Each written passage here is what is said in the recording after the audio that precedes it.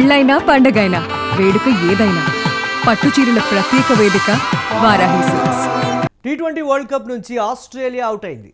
Australia ఎలిమినేషన్పై social మీడియాలో జోరుగా చర్చ జరుగుతోంది. 2023 వరల్డ్ కప్ గెలిచిన తర్వాత అతి చేసినటువంటి ఆసీస్ ప్లేయర్స్ వైనం వెలుగు చూసింది. నాడు ప్రపంచ కప్ పై కాళ్లు పెట్టి చేతిలో బియర్ బాటిల్తో ఫోటోకు ఫోజ్ ఇచ్చాడు మిచెల్ మార్ష్. ప్రస్తుతం టీ20 జట్టుకు కెప్టెన్గా ఉన్నాడు మిచెల్. నాడు వరల్డ్ కప్కు గౌరవం ఇవ్వకపోతే నేడు అది అందనంత దూరమైందంటూ కూడా ట్రోలింగ్ జరుగుతోంది. 2023 వరల్డ్ కప్ తర్వాత ఐసీసీ టోర్నీలో వరుసగా ఓటములు పాలవుతోంది ఆస్ట్రేలియా. 2024 టీ20 వరల్డ్ కప్లో సూపర్ 8లోనే వెనుదిరిగింది. ఈ నేపథ్యంలో 2025 డబ్ల్యూటీసీ ఫైనల్లో సౌత్ ఆఫ్రికా చేతిలో ఓటమి పాలైంది కూడా. అలాగే 2025 ఛాంపియన్స్ ట్రోఫీ సెమీస్లో భారత్ చేతిలో ఓటమి పాలైంది. ఇప్పుడు 2026 టీ20 ప్రపంచ కప్లో లీగ్ దశలోనే ఇంటిదారి పట్టింది ఆస్ట్రేలియా. సోషల్ మీడియాలో కూడా ఇప్పుడు మిచెల్ మార్ష్ వరల్డ్ కప్ మీద కాళ్లు పెట్టి దిగినటువంటి ఫోటోకి సంబంధించి కూడా జోరుగా చర్చ అయితే జరుగుతుంది. యూట్యూబ్ స్క్రీన్ మీద ఎక్స్క్లూజివ్గా చూస్తున్నాం. దీనిపై మరిన్ని అప్డేట్స్ కరెస్పాండెంట్ వెంకట్ అందిస్తారు. వెంకట్, అహంకారం తలకెక్కితే దీనికి సంబంధించి ఏ విధంగా ఉంటుందో ఇదే విధంగా ఉంటుందని కూడా సోషల్ మీడియాలో వస్తున్నటువంటి ట్రోల్స్ కాబట్టి, అలాగే దాని మీద కాళ్ళు పెట్టి ఆ రోజు నువ్వు కూర్చున్నావు కాబట్టి అది నీకు అందడం లేదు అనేటువంటి రీతిలో కూడా సోషల్ మీడియాలో ఆస్ట్రేలియా అభిమానులు చేస్తున్నటువంటి విమర్శ ఇది. పైగా ఎలా చూడాలంటారు ఈ పరిణామాన్ని? ఇందాక మాట్లాడుకున్నప్పుడు కూడా ఆస్ట్రేలియా బయటకు వెళ్ళిపోయిందని మనం మాట్లాడుకున్నప్పుడు అదేవిధంగా కొన్ని ఇదే అంశాన్ని ప్రస్తావించడం జరిగింది. అంటే అహంకారం ఎత్తుకెక్కితే పరిస్థితులు ఎలా ఉంటాయి అనడానికి ఆస్ట్రేలియా స్పష్టమైన ఉదాహరణ. అంటే సాధారణంగా ఇప్పుడు మన దేశంలో కానీ లేదా ఇతర దేశాల్లో కానీ ఎక్కడైనా సరే ఇప్పుడు వన్డే వరల్డ్ కప్ అనేది చాలా మందికి టీ20 వరల్డ్ కప్ లేదంటే ఐపీఎల్, బిగ్ బాస్ లీగ్ ఇట్లాంటివి కాదు, కానీ ఖచ్చితంగా ఛాంపియన్స్ ట్రోఫీ వీటన్నిటికంటే కూడా 50 over format one day world cup అనేది ఖచ్చితంగా చాలా మంది అంటే వైట్ బాల్ క్రికెట్ లోనే కాదు ఎక్కడైనా సరే దానికి మంచి క్రేజ్ ఉంటుంది. అంటే ఫీఫా వరల్డ్ కప్ ఏ రేంజ్ లో క్రేజ్ ఉంటుందో ఆల్మోస్ట్ దీనికి కూడా అదే స్థాయిలో క్రేజ్ ఉంటుంది. అటువంటి వరల్డ్ కప్ ని కాళ్ల కింద పెట్టుకుని గెలిచిన తర్వాత అహంకారపూరితంగా అంటే సాధారణంగా గెలిచిన వాళ్ళకి గర్వం ఉంటుంది కానీ ఆ గర్వం ఎత్తికెక్కకూడదు అనడానికి ఆస్ట్రేలియా స్పష్టమైన ఉదాహరణ. గతంలో కూడా వాళ్ళు ఇదే తరహాలో ప్రవర్తించారు.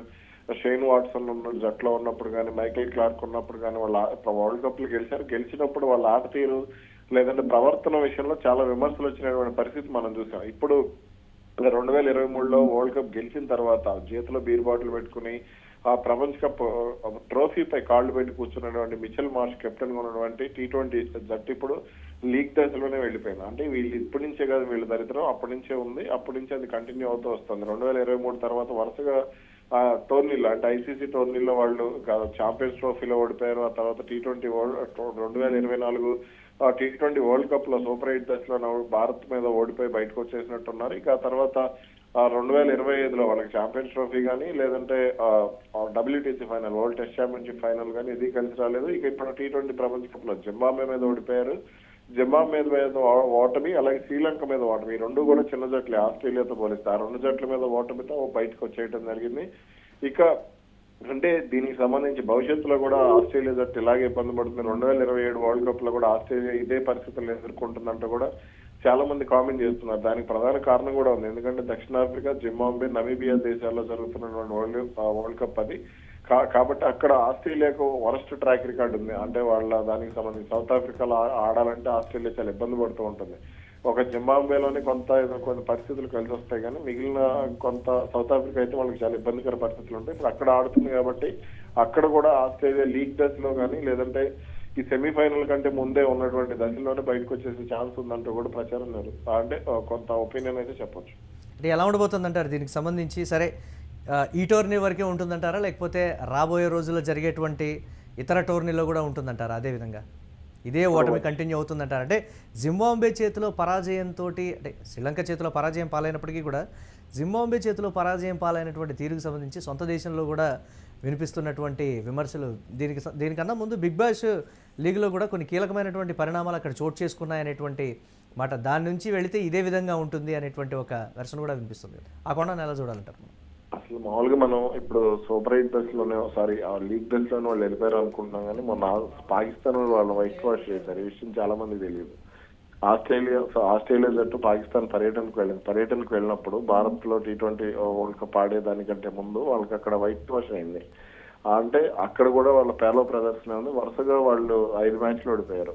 ఒక మ్యాచ్ గెలిచినట్టున్నారు. సారీ, వరుసగా 3 మ్యాచ్లు, ఆ తర్వాత జింబాబ్వే మీద ఓటమి, ఏదో చిన్న జట్టు మీద గెలిచినట్టున్నారు. ఇంకా అంతే, శ్రీలంక మీద కూడా ఓడిపోయారు. 5 మ్యాచ్లు 6 మ్యాచ్లు ఆడితే ఒక మ్యాచ్ గెలిచారు అంతే. ఇక ఇప్పుడు తర్వాత అంటే 2027 వరల్డ్ కప్ లో కూడా ఆస్ట్రేలియా జట్టు ఇదే విధంగా ఉంటే మాత్రం ఖచ్చితంగా వాళ్ళు ఇబ్బంది పడక తప్పదు. ఆ సమయానికి ఈ జాష్ హేజిల్వుడ్ కానీ లేదంటే మిచ్ స్టార్క్ కానీ వీళ్ళిద్దరిలో ఒకరైతే రిటైర్డ్ అయిపోవచ్చు. రిటైర్డ్ అయిపోతే మాత్రం వాళ్ళ బౌలింగ్ లైనప్ అనేది చాలా బలహీనంగా ఉంది. ఇంకొక విషయం ఇక్కడ మనం మాట్లాడుకోవాల్సింది, ఖచ్చితంగా బౌలింగ్ లైనప్ గురించి మాట్లాడుకోవాలి. ఇప్పుడు వాళ్ళ ఫేస్ త్రయం ఏదో ఉందో, అంటే ఇప్పుడు స్కాట్ బాలాండ్ కలిపితే 4 అయ్యారు. వీళ్ళ 4 లేకపోతే ఆస్ట్రేలియా బౌలింగ్ అనేది చాలా బలహీనంగా ఉంది అనే విషయం అయితే స్పష్టంగా చెప్పచ్చు. నాదన్ ఎల్లిస్ కానీ లేదంటే ఇలా కొంతమంది ఉన్నారు, అబాట్ కానీ, వీళ్ళు ఉన్నా కానీ వాళ్ళంత ప్రభావం అంటే స్పిన్ విషయంలో గతంలో లోయర్ ఆర్డర్, మిడిల్ ఆర్డర్లో కూడా అంటే ఓపెనర్స్ కూడా బౌలింగ్ చేసినటువంటి సందర్భాలు మనం చూసాం. ఇప్పుడు జస్ట్ ఒక జంపా మీదే అంత బేస్ అయింది టీం అనేటువంటి ఒక విమర్శ. జంపా లేకపోతే అది కూడా ఆ హైప్ కూడా కనీసం రాదు అనేటువంటి మాట. అలా చూడొచ్చు అంటారు అది? గతంలో మీరు ఆస్ట్రేలియా జట్టును గమనిస్తే స్టీవ్ స్మిత్ ని లెగ్ స్పిన్నర్ గా తీసుకొచ్చారు. లెగ్ స్పిన్నర్ గా తీసుకొస్తే అతను బ్యాట్స్మెన్ గా మారాడు.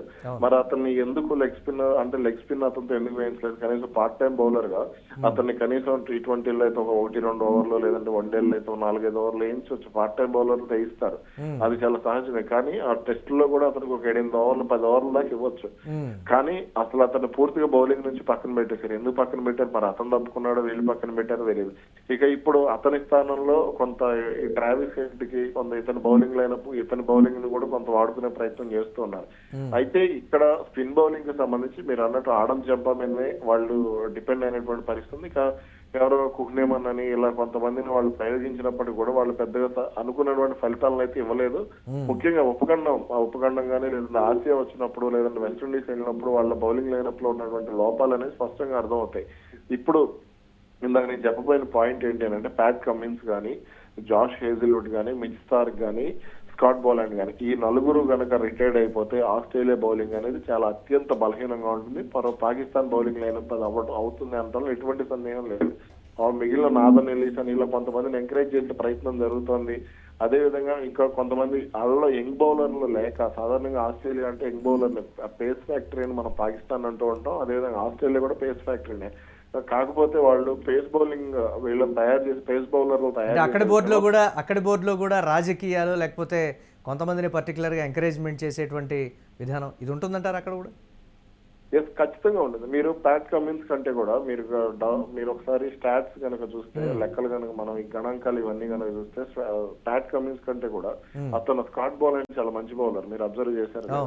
అతను చాలా వరకు కూడా అతని ట్రాక్ రికార్డ్ కానీ 6 పరుగులకి 7 పరుగులకి 6 వికెట్లు, ఇంగ్లాండ్ లాంటి భారత్ లాంటి దేశాలను కూడా చుక్కలు చూపించాడు చాలా సందర్భాల్లో. 2023లో మనం WTC ఫైనల్ ఓడిపోవడానికి అతనే కారణం. 2025లో అతను పెద్దగా ప్రభావం చూపించలేదు, కానీ మనం 2024-25 యాషెస్ సిరీస్ ఓడిపోవడానికి కూడా అతను ఒక రకంగా కారణం. జాష్ హేజిల్వుడ్ స్థానంలో అతను జట్టులోకి వచ్చాడు. అతని వయసు 35 ఏళ్ళు. అతనికి ఈ రోజు కూడా రెగ్యులర్ అవకాశాలు లేవు. అతను వైట్ బాల్ క్రికెట్ ఆడించరు, అతను T20లో ఆడించారు. కానీ అతను బిగ్ బాస్ లీగ్ లో కూడా అతను ఎంతో కొంత ప్రభావం చూపించగలిగేటువంటి బౌలర్. వీళ్ళందరికంటే ముందు ఇప్పుడు మీరు రాజకీయాలు ఉన్నారు కదా, రాజకీయాల గురించి ఖచ్చితంగా మాట్లాడగలిగితే ఇక్కడ ఈ పేస్ త్రయం అనేది ఇప్పుడు జాష్ హేజిల్వుడ్ కానీ, ప్యాట్ కమిన్స్ కానీ, మిచ్ స్టార్క్ కానీ వీళ్ళ కోసమే నాకు తెలిసి పీటర్ సిటీలో అని ఒక బౌలర్ ఉండేవాడు. అతన్ని కూడా వాళ్ళు త్వరగానే క్రికెట్ అక్కడ జాతీయ జట్టు నుంచి పక్కన పెట్టారు. తర్వాత అతను చానాళ్ళు బిగ్ బాస్ లీగ్ కూడా ఆడుతూ వచ్చాడు. అలాగే మరికొంతమంది బౌలర్లు ఉండేవాళ్ళు, రోజర్స్ అని ఇలా కొంతమంది బౌలర్స్ ఉండేవారు. వాళ్ళని కూడా వాళ్ళు దాదాపుగా పక్కన పెట్టినటువంటి పరిస్థితి ఉంది. కాబట్టి యాషెస్ సిరీస్ కోసం ఏదో ఒకరిద్దరు బౌలర్లు, మొన్న కొత్త బౌలర్ ఆల్రౌండర్ అతన్ని కూడా ప్రయోగించినటువంటి పరిస్థితి. పేస్ బౌలింగ్ అటాక్ ని వాళ్ళు తయారు చేసుకోవడంలో ఫెయిల్ అయ్యారు. వీళ్ళ 3 మీదనే వాళ్ళ పేస్ బౌలింగ్ అటాక్ అనేది డిపెండ్ అయి ఉంది అనే విషయం అయితే స్పష్టంగా అర్థమైంది. ఇక బ్యాటింగ్ ఆర్డర్ కి సంబంధించి కూడా ట్రావిస్ హెడ్ రూపంలో వాళ్ళు ఏదో నెట్టుకొస్తున్నారు, లేదంటే లబుషైన్ కానీ ఇలా కొంతమందితో వాళ్ళు నెట్టుకొస్తున్నారు తప్ప ఆస్ట్రేలియాకు స్పష్టమైన ఒక బ్యాటింగ్ లైనప్ కూడా కనపడటం లేదనేది అయితే నేను స్పష్టంగా చెప్పగలను. ఈ టెస్ట్ జట్టులో ఉన్న ఆటగాళ్ళని అటు ఇటు మారుస్తూ వస్తున్నారు. ఇప్పుడు టెస్ట్ లో ఓపెనర్ గా ఇప్పుడు డేవిడ్ వార్నర్ రిటైర్డ్ అయిన తర్వాత ఓపెనర్ గా చాలా మందిని వాళ్ళు ప్రయోగించినటువంటి పరిస్థితి ఉంది. కానీ వాళ్ళు ఎక్కడ కూడా సక్సెస్ అవ్వలేదు. మన బాక్సింగ్ డే టెస్ట్ లో కూడా ఒక బ్యాట్స్మెన్ ఎవరినో ప్రయోగించారు ఓపెనర్ అతన్ని. అతను కూడా అలాగే క్యామరూన్ బ్యాన్క్రాఫ్ట్ కానీ ఇలా శామ్ కాన్స్టర్స్ అతన్ని ప్రయోగించారు, క్యామరూన్ బ్యాన్క్రాఫ్ట్ ని ప్రయోగించారు. ఇలా చాలా మంది వెదర్లాడ్ అని ఇలా కొంతమందిని ప్రయోగించారు. కానీ వాళ్ళలో స్పష్టమైన ఓపెనర్ అనేది ఎవరో తెలియదు. అలాగే స్టీవ్ స్మిత్ లేదంటే లబుషేన్ వీళ్ళ మీద డిపెండ్ అవుతూ వస్తుంది వాళ్ళ బ్యాటింగ్ లైనప్. కాబట్టి భవిష్యత్తులో కూడా వాళ్ళ బ్యాటింగ్ లైనప్ మీద, బౌలింగ్ లైనప్ మీద, మిడిల్ ఆర్డర్ మీద ఆస్ట్రేలియా దృష్టి పెట్టకపోతే మాత్రం మరో శ్రీలంక, వెస్టిండీస్ అవడంలో ఎటువంటి సందేహం లేదు. ఎస్, చూడాలి. ఆ వరల్డ్ కప్ మీద కాళ్ళు పెట్టిన దగ్గర నుంచి పతనం అయితే స్టార్ట్ అయినటువంటి పరిస్థితి అయితే ఉంది. చూద్దాం ఏ విధంగా ఉండబోతుంది అనేది. ఇక T20 వరల్డ్ కప్ నుంచి ఆస్ట్రేలియా అవుట్ అయిపోయింది. ఆస్ట్రేలియా ఎలిమినేషన్పై సోషల్ మీడియాలో జోరుగా చర్చ జరుగుతోంది. 2023 వరల్డ్ కప్ గెలిచిన తర్వాత అతి చేసింది ఆసీస్. అలాగే టీం ప్లేయర్స్ ప్రవర్తించినటువంటి తీరుకు సంబంధించి కూడా సోషల్ మీడియాలో విమర్శలు అయితే వ్యక్తమవుతున్నాయి. నాడు ప్రపంచ కప్పై కాళ్ళు పెట్టి చేతిలో బియర్ బాటిల్తో ఫోటోకు ఫోజ్ ఇచ్చాడు మిచెల్ మార్ష్. ప్రస్తుతం T20 జట్టుకు కెప్టెన్గా ఉన్నాడు మిచెల్. నాడు వరల్డ్ కప్కు గౌరవం ఇవ్వకపోతే నేడు అది అందనంత దూరమైందంటూ కూడా ట్రోలింగ్ అయితే స్టార్ట్ అయింది.